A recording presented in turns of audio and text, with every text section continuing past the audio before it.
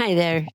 I'm Tirsi, and I want to take a moment and welcome you to the Unreasonably Grateful podcast. I'm so grateful and excited that you're on this journey with me.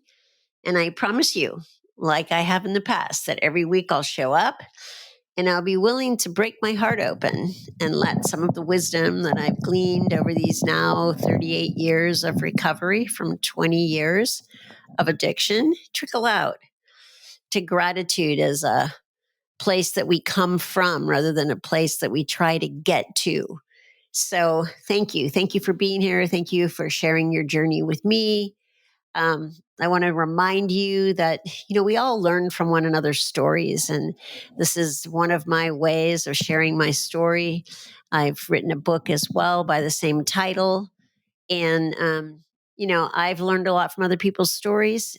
It's not to compare our stories or agree with stories, but oftentimes when we hear another person's story, we see something for ourselves that perhaps we've never seen in just that way before. And in seeing it in this new way, it opens something up.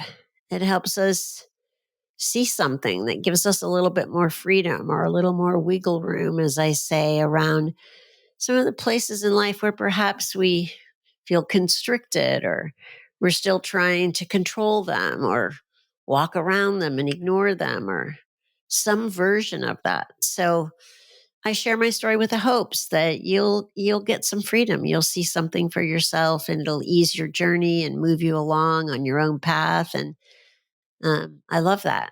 I love that people did it for me, and I'm hoping that my stories do it for other people as well.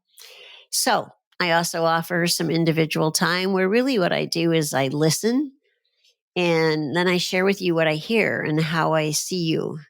And it's been a gift for me recently because I think as an elder, I'm able to listen to people and to hear and to see them in a way like I believe God sees us and reflect that back to you so you see your value and your worth and your glory and your how precious and gracious you are as a divine creation. And it's my experience that we live in oftentimes a hyper competitive, comparative, and critical world.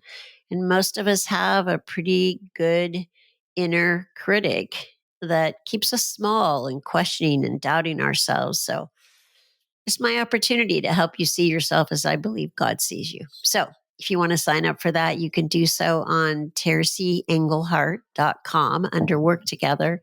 It's on a donation basis, so don't let yourself get stopped. And I look forward to getting to know you a little bit better. All right, so we're in a series right now that's under the big topic, love. And tonight's episode is making new friends. So, recently we moved. You can tell I'm in a new location again. I actually, we've moved from our camper into an older manufactured home that's here on the property. And until after our family vacation, we're going to be here. And then we'll move back into our camper, remodel this, and come back in here.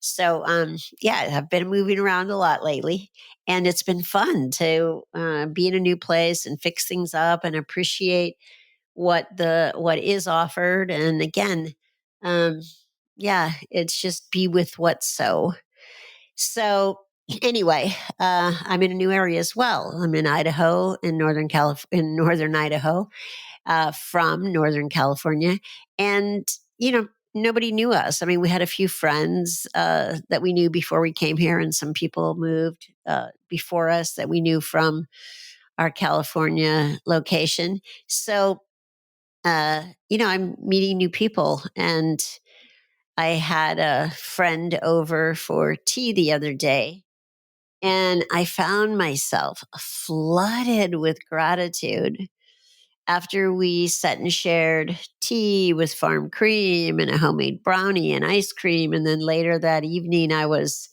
in the cheese room catching up on my cheese making and making some cheese for the farmer's market. And I suddenly just had the awareness of, wow, 38 years ago, this would have been impossible. and I wouldn't have been able to eat or drink what I had just had. I wouldn't have been able to be making the cheeses that I make in without either being in the process of starving myself or binging and purging, or but mostly I wouldn't have been able to have the presence of mind. And now here I am in this like amazingly beautiful surrounding, meeting new people, being able to be present. They actually don't know my past or my history at all, and I get to share with people and bond over my story, listen to their story, and become a new friend. And the beauty and the opportunity that is. So that was one situation. Another situation was before we moved here, I got kind of guided, nudged by, what I call kind of my experience of Jesus in my life, and I got nudged to that part of this move was to be the friend of a good friend's mother. And shortly after we got here, she was diagnosed with, an aggressive stage 4 cancer. And I remember, like, well, I'm here actually to be her friend, but I don't actually know what that means for her. So maybe I'll reach out. And so I did. I reached out to her and I asked her, I told her I was guided to be a friend, and I wanted to know what friendship looked like for her. And it was so moving and so beautiful. And she shared with me what that looked like. And so I stepped into fulfilling on that. And it's been healing for me because I also missed lots and lots of years of meaningful friendship through all my years of addiction, and people who, may have been close to me at that time. Some of those stuck in, some of those fell away. And so I'm also getting to learn to make conscious, aware, deeper connections by myself being able to be more present and available with others. So that friendship's growing. We've been talking and we've been sharing stories from our lives as mothers and women growing up in similar times and being married and going through challenges and hardships. And I'm noticing the deep connection that's being made, and I'm so grateful for that.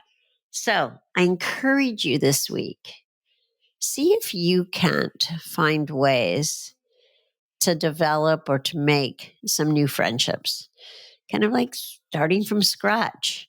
Or if you have previous friendships that perhaps it doesn't feel like there's the richness and the depth that you'd love to have or maybe once had, is there something to clean up and begin again and create a new foundation or context for the friendship? And then take it on, like consciously take on building friendships face to face, person to person. Doesn't mean you don't use the phone, doesn't mean you don't use your phone, doesn't mean you don't use, Zoom or whatever, but also that you create opportunities to be face to face and to learn and see what there is to heal and walk through with and for one another, and really develop that deep, rich, valuable connection that we call friends. All right. So take that on. Have a beautiful week. I'll see you next week. And thank you so much for being here.